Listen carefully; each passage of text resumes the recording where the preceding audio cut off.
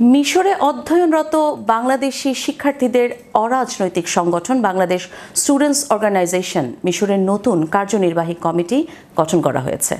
রোববার কায়রোর নশর সিটিতে অবস্থিত আল আজহার বিশ্ববিদ্যালয়ের মূল ক্যাম্পাসের কুল্লিয়াতুত তারবিয়া কনফারেন্স হলে আয়োজিত এক অনাড়ম্বর অনুষ্ঠানের মধ্য দিয়ে নবগঠিত কমিটির শপথ অনুষ্ঠিত হয়।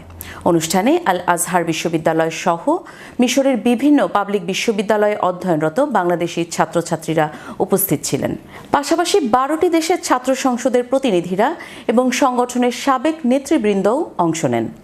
শপথ পাঠ করান আল আজহার বিশ্ববিদ্যালয়ের শিক্ষক ও ইসলামী চিন্তাবিদ মাওলানা মোহাম্মদ মোশাররফ হোসাইন আজহারি।